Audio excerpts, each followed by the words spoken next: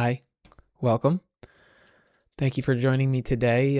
Today I'm going to be reading in Latin, but then explaining in English the first ode from the first book of Horace's Odes, and I'll recite it all in Latin at the end.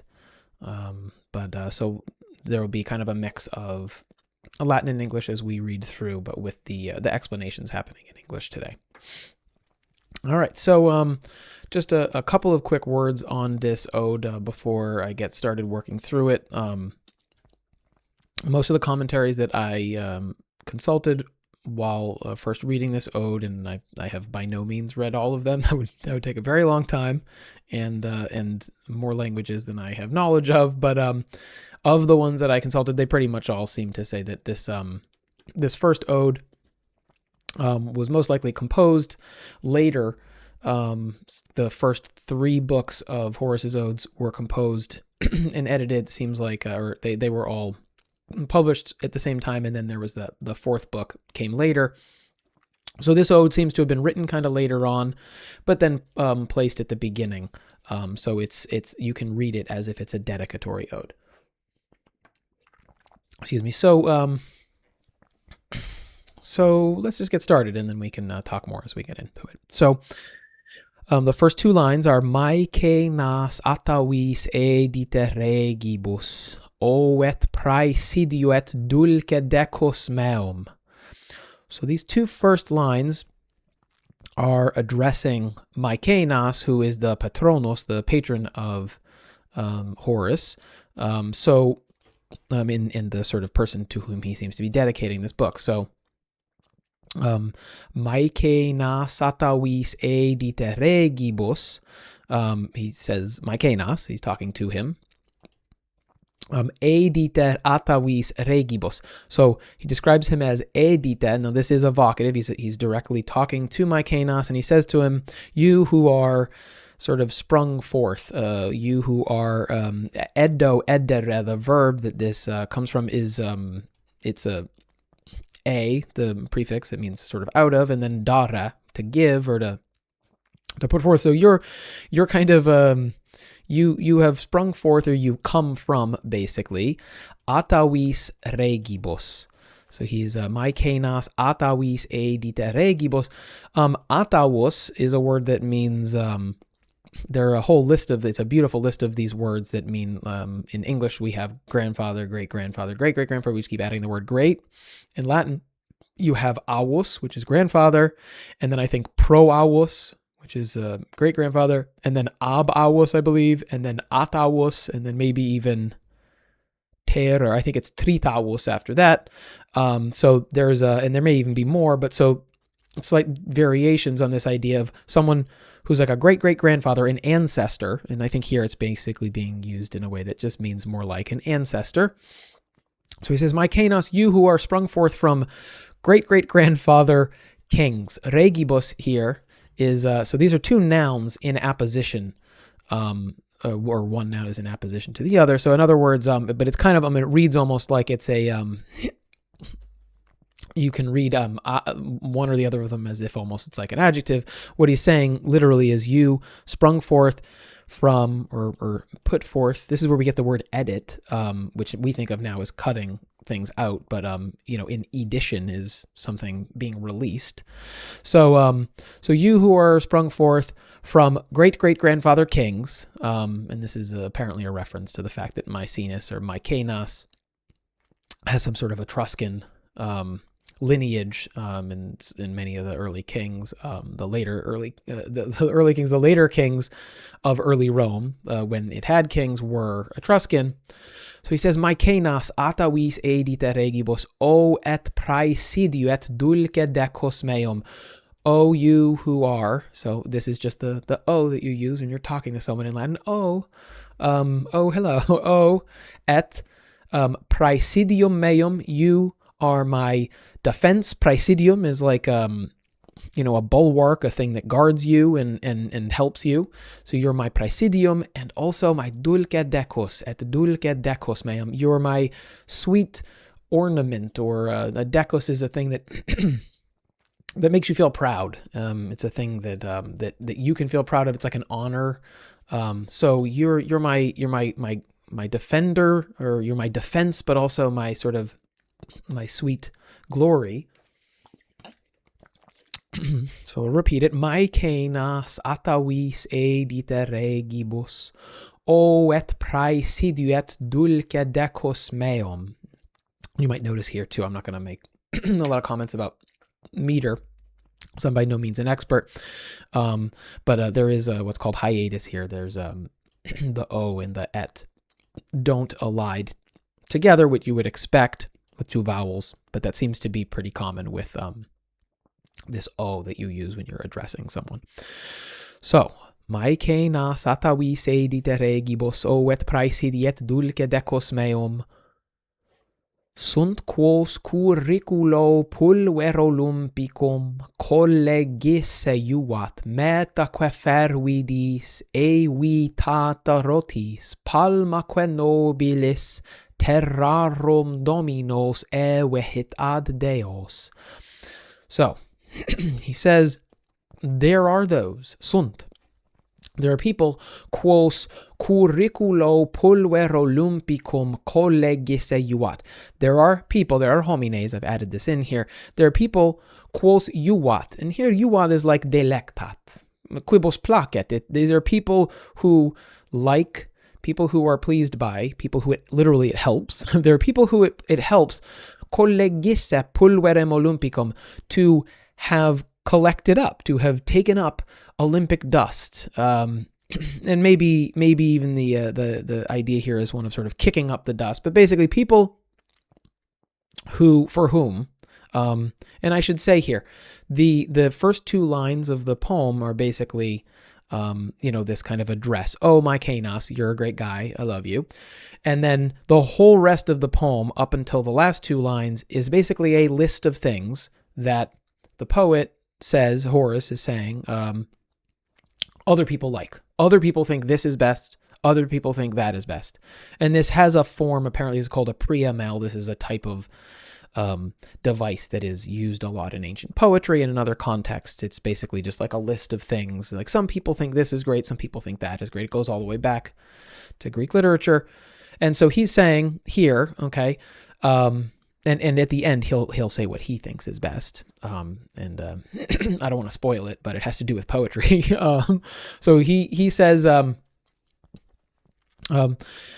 are people who it helps, quotes Yuwat, who really enjoy having picked up Olympic dust, curriculo, in a race. Curriculo here is not probably a foot race, but really a chariot race, as we're going to see in a moment. So there are people who are really excited about competing in an Olympic race.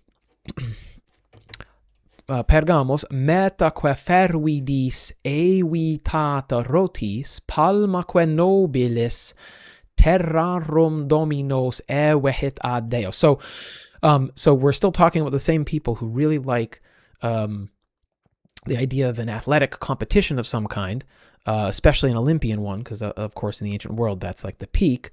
So and what we have here is the meta evitata fervidis rotis, and I've added here currus, of a chariot. So the meta evitata fervidis rotis currus, and this right here refers to the meta, which is sort of a pyramid shape with like a rounded base that was at the far end of the Circus Maximus, the race course in ancient Rome, and so the chariots would have to go around it. And the goal, of course, when you're racing, and this is also appears in other contexts, even in boat races, is to come as close as possible, but without touching it, because then you wipe out. So what we have here is that the meta evitata, which is avoided, evitare, the meta evitata fervidis rotis, with really literally like burning hot wheels. And of course, this is a statement of the fact that the wheels would actually have been really, really hot from the speed, like the axle or whatever, from the speed of the race. So the meta evitata fervidis rotis, this seems to be, it seems in many cases, I've seen this in a couple different commentaries, I should say, with a couple different notes. It's most likely a dative of agent, which is super uncommon in prose, but seems to be somewhat common from what I'm seeing in the reading of Horace that I've been doing lately. But it also could be maybe just an ablative without a preposition. It doesn't really, it ends up meaning basically the same thing. So the turning post avoided with burning hot wheels, and the palma nobilis, and the noble, the famous palm, and the palma here is a symbol of victory in the ancient world, the palma nobilis, and so I have victoriae, the victory palm, ewehit, terrarum dominos ewehit ad deos. These two things, the meta, evitata fervidis rotis, curus, and the palma nobilis victoriae, ewehit eos. It carries away those people. These two symbols of Olympic victory, or athletic victory, carry away those people, tamquam dominos terrarum, as if they were the lords of the earths, the lords of the lands. It carries them away ad deos. And this is a pretty common image in ancient literature, indicating that someone is, famous, and also that they're like really enjoying glory. And we're going to actually see it return later in the poem in reference to a different person. So I'll repeat here, and then we'll move on. Sunt quos curriculo pulvero lumpicum collegisse juvat, metaque fervidis evitata rotis, palmaque nobilis terrarum dominos evehit ad deos. Continue. Hunc si mobilium turba quiritium certat tergeminis toller honoribus, illum si proprio condiditoreo quid de libucis veritorareis. So, we're going to talk about more people who have different things that they think are the best thing and are excited about. Hunc. So, and we're still using this kind of idea of the verb juvat here. It helps people, but also, and that's a literal meaning, but it means like people like it. It really pleases this guy. Delectat really pleases this guy. Juvat hunc, delectat hunc, si mobilium turba quiritium, if the crowd of mobilium quiritium, the crowd of sort of shifty, mobile, movable, or moving, quirites, and this is the sort of traditional name for the Romans. So if the crowd of fickle, you can say Romans, meaning Roman citizens, the populace, certat tergeminis toller honoribus, if the Romans, the turba mobilium quiritium, certat, if they compete, tolleret, to lift this guy up, this hunk, they compete to lift him up, tergeminis honoribus, with the sort of triple honors. And this most likely refers to the three of the major points in the cursus honorum that a Roman, or at least an aspirational Roman politician would try to move through. The aedilitas, the aedileship, the praetura, the praetorship, and then the consulatus, the consulship. So, so some people really are into politics, basically. This is what this most likely means. There's obviously different interpretations. This is poetry, and there's a lot of books been written on this, but basically it's like some people are really excited about this kind of political honor, or at the very least being in some way recognized by the populace.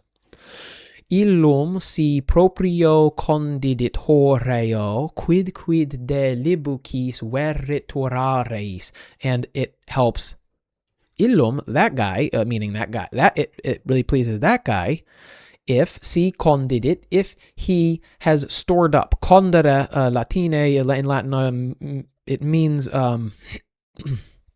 or we tend to think of it, I think, as having to do with like founding things, like founding a city, but it can also be used for if you were going to say that you're just like putting something in a place and storing it there.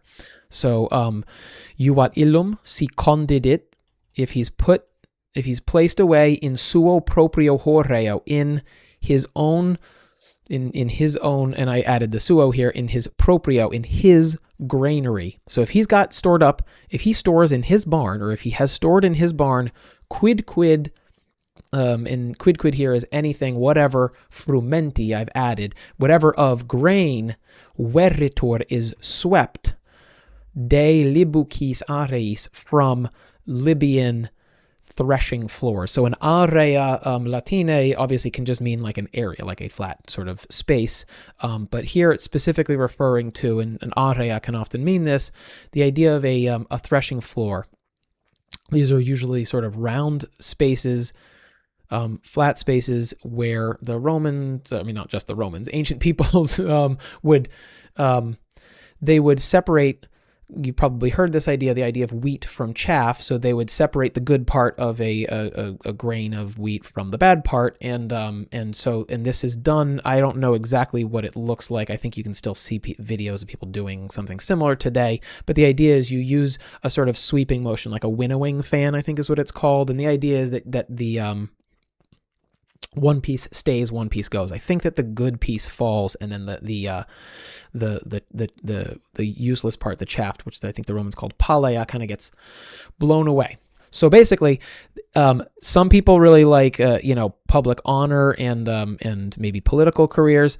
Some people like it if they can store up in their own granary. This isn't like borrowed. This is their own granary. Whatever grain comes from is swept up, like literally, but also kind of figuratively swept to them from Libyan threshing floors. And Libya is this area of northern Africa was like the breadbasket of the ancient Roman and Mediterranean world.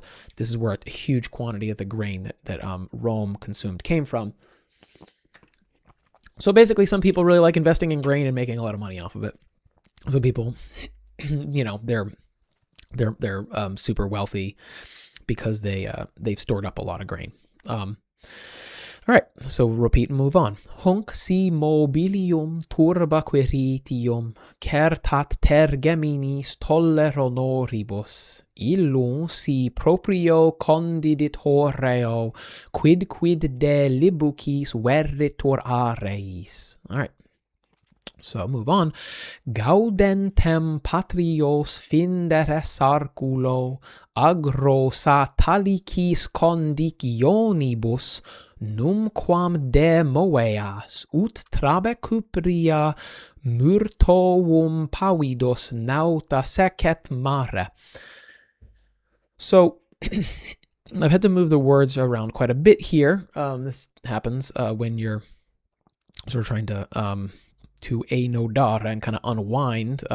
Obviously, there's a significant meaning to the actual particular word order in Latin. The word order is by no means capricious or just kind of random, but there's no way to really, if I'm doing a video here in English, and also I think even if you're reading through for the first time in Latin, it can be helpful to sort of see it in a slightly more straightforward word order. So anyway, the idea here is we're talking about someone who is gaudentem, who's happy to be farming. I'm just going to give that idea there.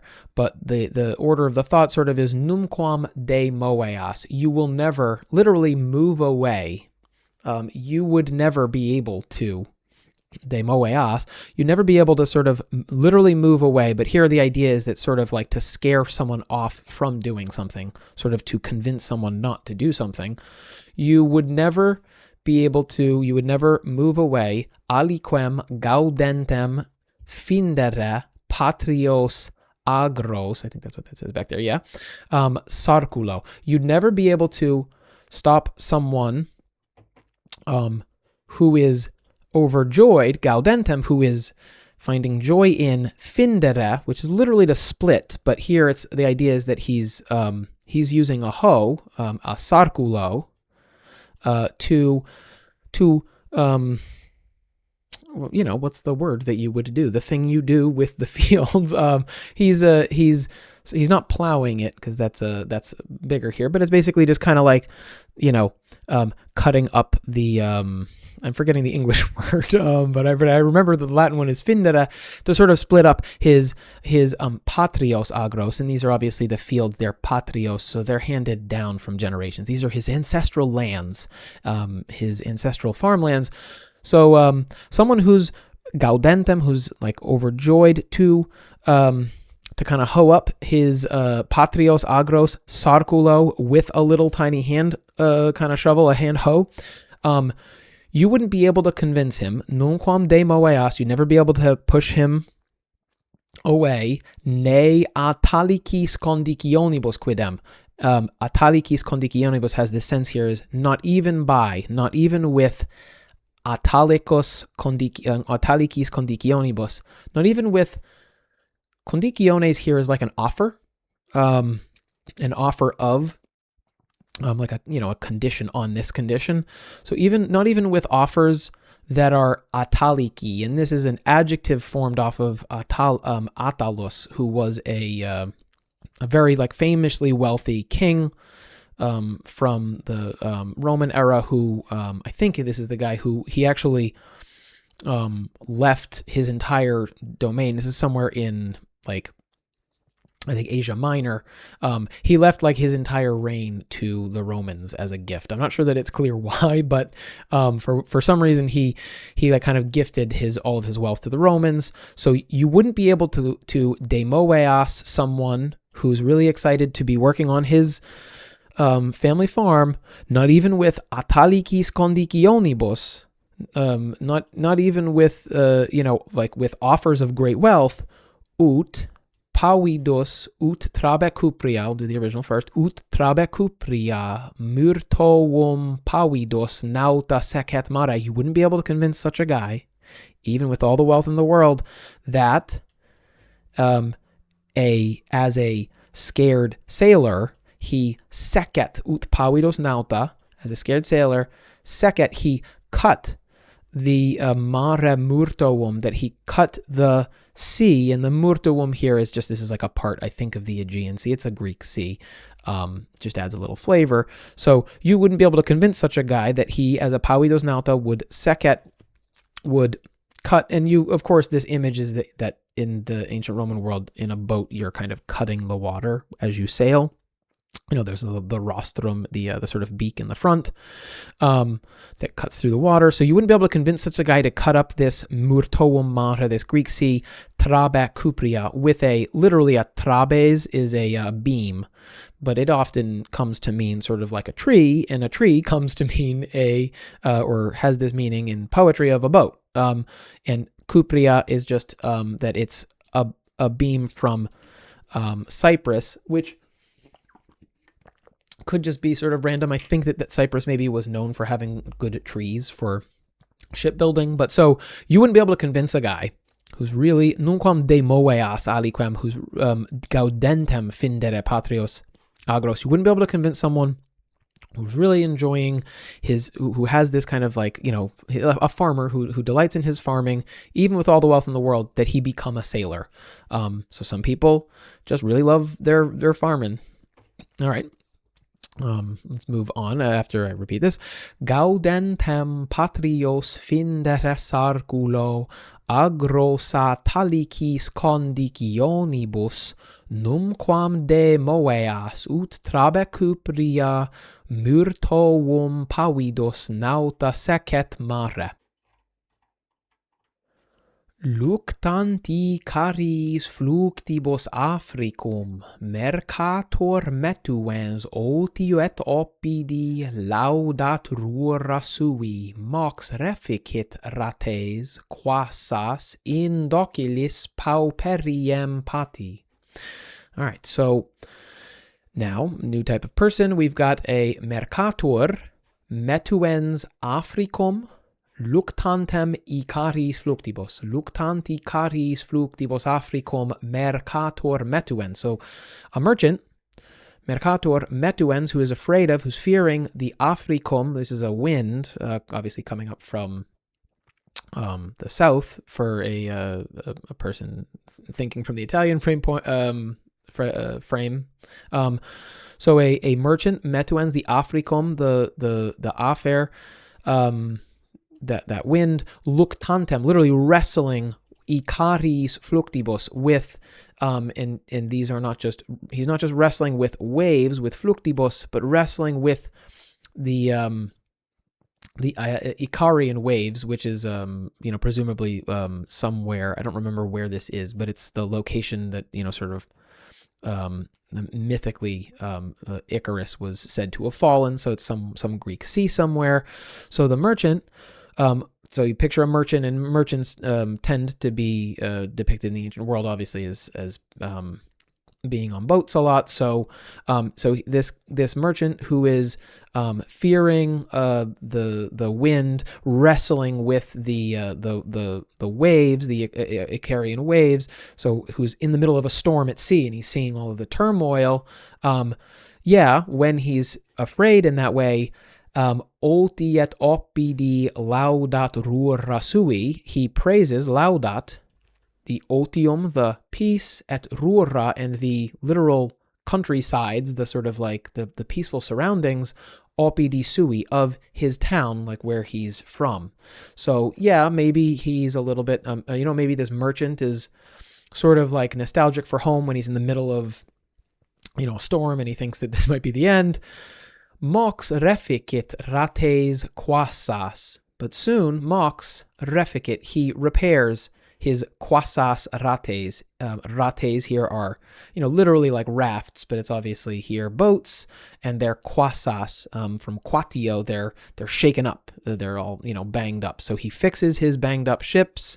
But, after the storm, even though he was kind of saying like, this is it, I'm hanging up my hat, I want to be back home.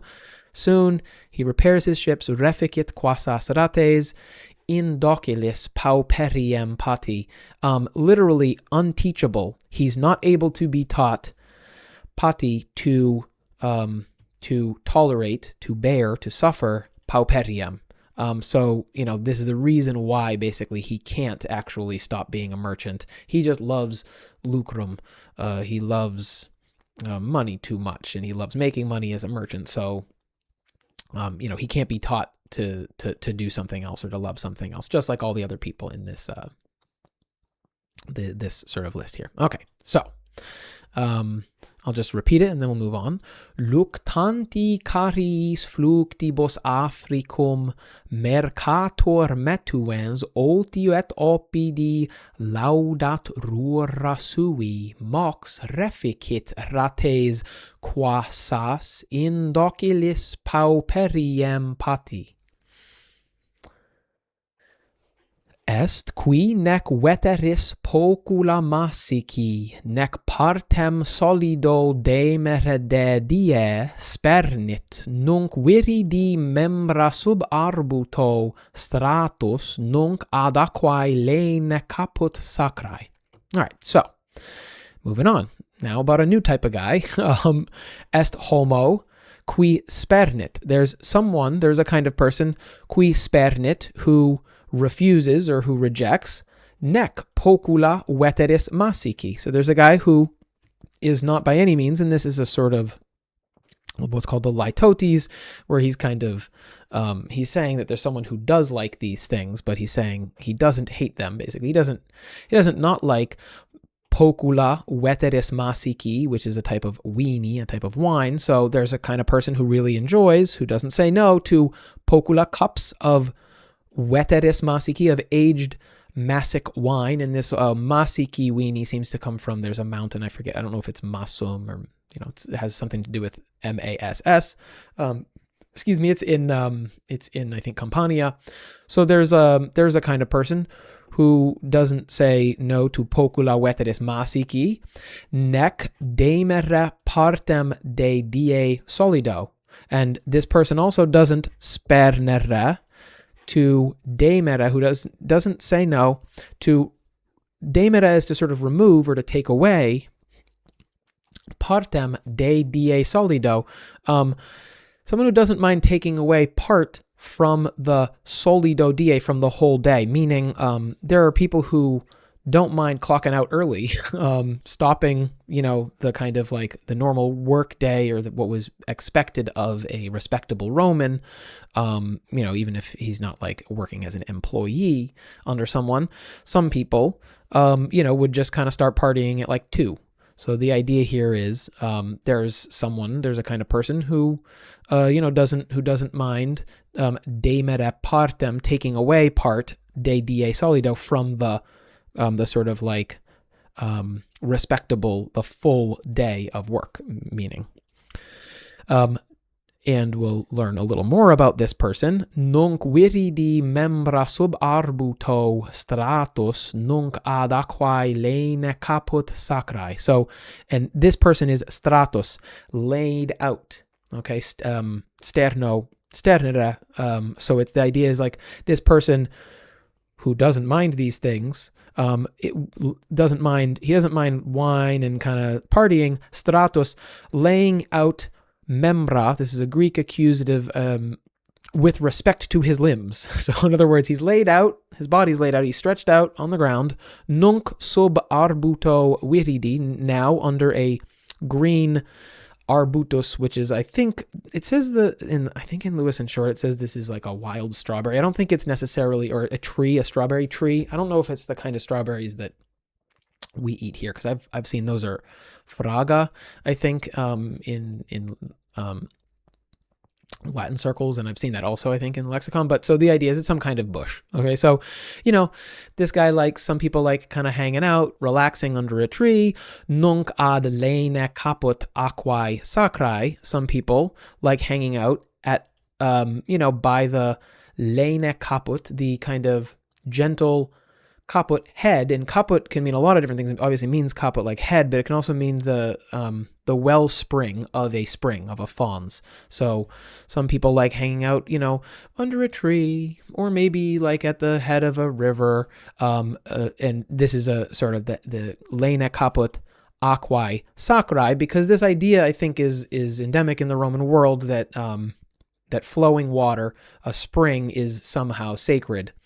This is where you have the idea of the nymphaion and sort of water nymphs and things like that. So basically, some people like hanging out under trees and by beautiful little, bubbling fountains, drinking cups of old wine and like starting their party early.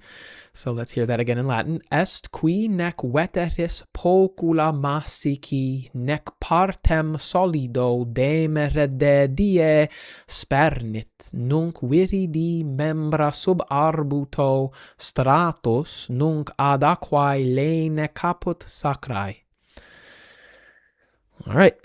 Now about new types of people. Multos castra juvant et lituo tubae permixtos sonitus bellaque matribus detestata.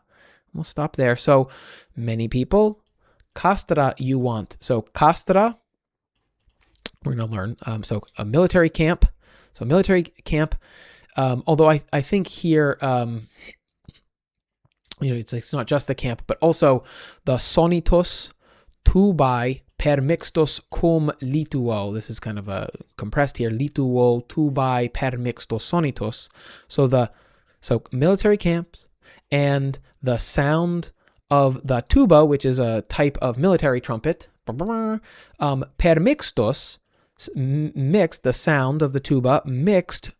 Lituo, I've added in here, cum lituo, mixed with the lituos, which is another kind of trumpet that had like kind of a curve at the end, like the Ricola horn, if you are familiar with that commercial. So, castra et sonitus tubae permixtus cum lituo, and also bellaque matribus detestata, and wars detestata, hated, matribus, and again here we have most likely that dative of agent, hated by mothers. And this is a kind of a sad little detail, right? Mothers hate war because their kids die in them. So all these things you want multos. So many people are just really jacked up about war. They're really excited about war. And so that's another thing that people like. Multos castra juvantet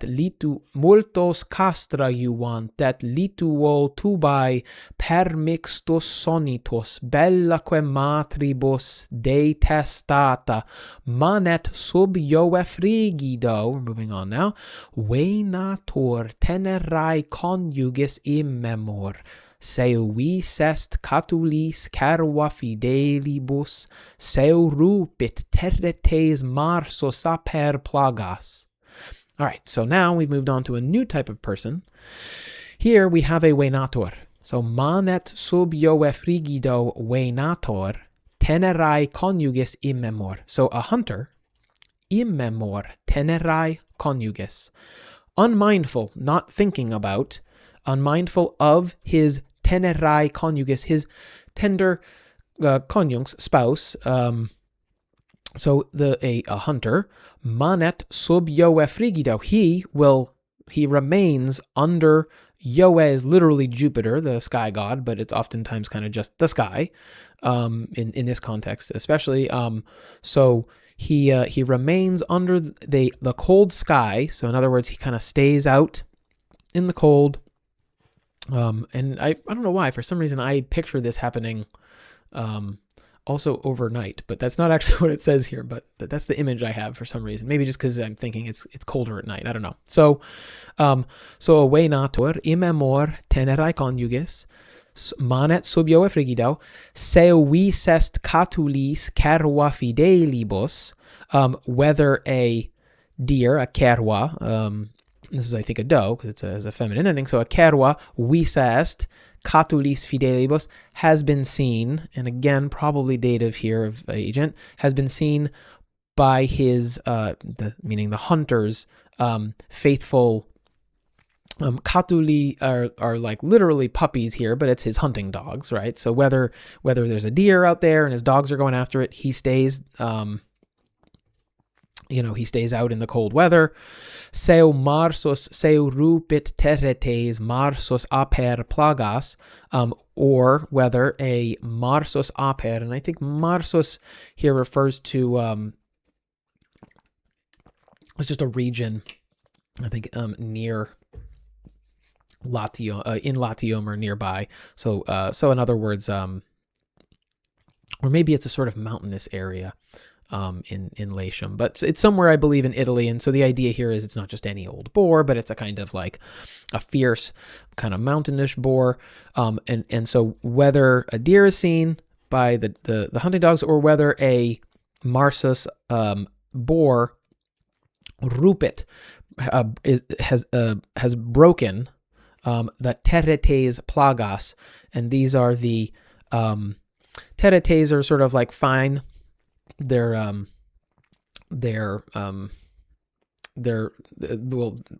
reference here, terretes plagas, the idea is that these are the sort of fine web of the hunting nets. So plagai can have several different meanings, but here plagai are the kind of the snare. The Romans tended to, among other things, they would hunt with these nets. So if the boar bursts through the nets, the sort of like the delicate, finely woven nets, or if a deer is seen, the hunter stays out. So again, the hunter loves hunting. Okay, so that's another thing that people are really into. Manet, so just to repeat this, de testata, manet sub Joe frigido venator tenerae conjugis immemor, seu vis est catulis cerva fidelibus, seu rupit terretes marsos aper plagas.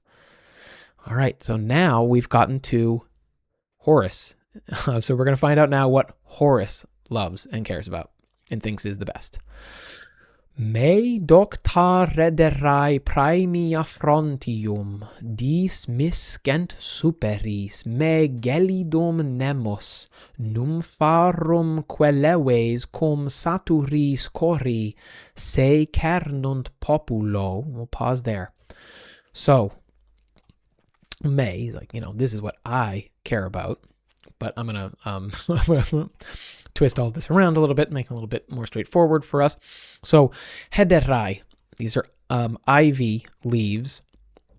So ivy, and then here we've got we have a kind of description of the ivy, and this is a kind of apposition here. Ivy, which is, in other words, the praemia frontium doctarum. So doctare derai praemia frontium. Frontes, obviously, here are foreheads, and they're the kind of praemia, the glory, but the reward, the prize, the sort of the trophy, if you will, of doctarum, of learned foreheads. So, and I just read this somewhere that in the ancient world, I guess it seems like the idea of the poet as like we tend to think of poets as being like creative, but in the ancient world, it was much more common for a poet to be seen as learned or knowledgeable. So ivy, the sort of prizes, plural here, because I guess it's the ivy coming around on both sides, but it might also just be sort of right. This is poetry, so sometimes things are plural, just because.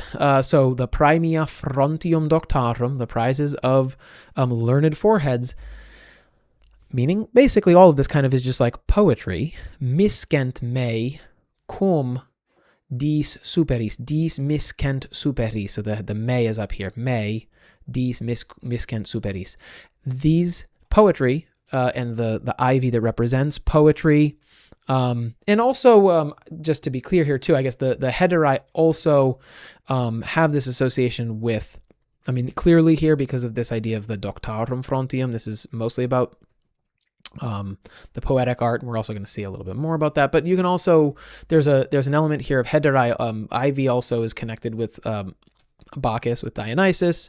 So there's also this idea of the kind of the Bacchic and the partying, but in a more in a more sort of like learned and urbane way than the guy who was just clocking out halfway through the day.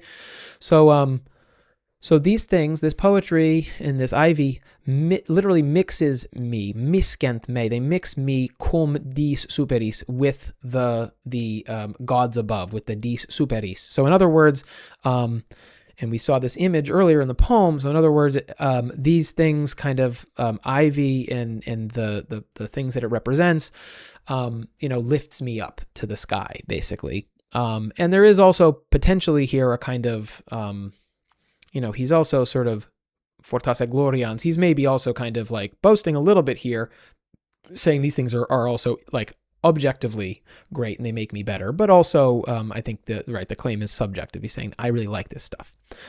Me gelidum nemos. And this is a beautiful image here of the kind of cold gelidum nemos, the cold grove. So the cold grove, meaning, right, this is a place where you would kind of have these sorts of, little sort of poetic gatherings. The cold grove, and this is a sort of, proverbial place that a sort of a musical or poetic person would seek out in the ancient world in the heat of the day. A cold grove, leves quaecori nympharum cum saturis. And so, the order is different. Nympharum queleves cum saturis cori. So in other words, kind of light leves, and I think here the idea is also light of foot. Leves, it's like physically light, but sort of light of foot. So light choruses of nymphs. So these are, these sort of spirits in the woods and in the water. Cum saturis, with satyrs, and so these are also these kinds of sort of woodsy spirits that you would be engaging this kind of poetic revelry with. Se cernunt populo. These things all they se cernunt, they separate me from the people, and I've added in here the ab, right? It's just se cernunt populo. So again, these are the things that sort of set me apart and make me different. These are the things that appeal the most to me. And we'll repeat this and then continue. Me docta rederai praemia frontium dis miscent superis, me gelidum nemos, nympharum queleves cum saturis cori, se cernunt populo, si neque tibias, euterpe cohibet nec poluhumnia, lesboum refugit tendere barbiton. All right, so he said, like, these things all, set me apart from the people and kind of make me really happy. Si neque tibias euterpe cohibet. If neither euterpe, who is one of the muses, stands in here for the whole, idea of poetry. So if one of the muses, if euterpe, the muse, does not cohibet tibias, does not literally sort of like contain or restrain the flutes, tibiae. So in other words, just so long as euterpe, the muse, is with me and kind of agrees to play along, just so long as I have that poetic inspiration, nec poluhumnia, and so this is another muse, so long as euterpe does not cohibet the tibias, and so long as poluhumnia does not refugit, does not literally run away, but here it's like to refuse. So just as long as poluhumnia doesn't refuse, tendere, to stretch out, and again here there might be this there might be this sense here that it's like strumming, but it's also basically like I think the idea is stretching it out sort of in a kind of offering to play. The lesboum barbiton, and the lesboum here is just an adjective describing the barbiton. The barbiton is a type of kithara, or like a lyre of some kind. Is obviously originally a Greek word because it has that N, and so and lesboum here is just, it is the what you would call the lesbian lyre here, and lesboum is lesbian as a reference to the island Lesbos, which is famous for this connection to lyric poetry. So we'll just repeat. Si neque tibias euterpe cohibet nec poluhumnia, lesboum refugit tendere barbiton. All right, and now we have come to the last two lines of the poem. Quod si me lyricis vatibus inseres, sublimi feriam sidera vertica. So now, it's kind of going back to the beginning, and he's addressing, although he doesn't say Mykenos by name, he doesn't name Mykenos by name, but the sense here is he's seems to be addressing him again, although you can kind of also read it that it's like he's addressing it to any reader of the book, of odes, of these poems. Quod si, and I've added in here to Mykenos, because that's at least in the kind of restricted sense of the form of the poem, that seems to be who he's addressing. But if, to Mykenos, inseres, if you literally like insert, if you weave me in, the sense is here is if you admit me in, if you admit me in, inseres me lyricis vatibus, to the lyric vatibus. Literally vatibus is soothsayers.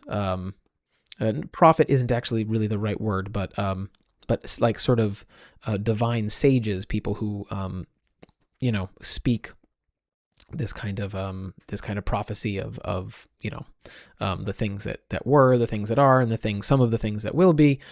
So I guess you could call it a prophet, but not in the kind of Christian sense. But so if you weave me or admit me into the lyric soothsayers, prophets, but literally it means that, but really it's just like poets, basically. If you number me among the lyric poets, if you give me entry into if you consider me one of, si numeras me inter, if you consider me to be one of, and the implication I think here is like one of the good lyric poets, sublimi feriam sidera vertica. I will, literally, ferire is to strike. So I will hit the sidera, the stars, and sidera are usually the constellations. They're usually stars joined together. I will strike the stars sublimi vertica with my high, literally top of my head, vertex, but the high. In other words, I'll hit the stars with the top of my head. I will be so elevated by you if you show me the favor of considering me to be. And so again, if this is addressed to Maecenas, it's like if you continue to support me and count me among the great lyric poets. And then it's also I do think you could certainly read it as, to some extent, just addressing the reader.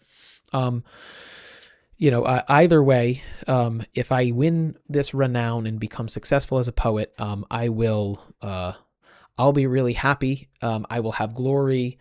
I will stand taller. I'll literally be kind of like, brought up to the stars as if among the gods, my head will strike the stars.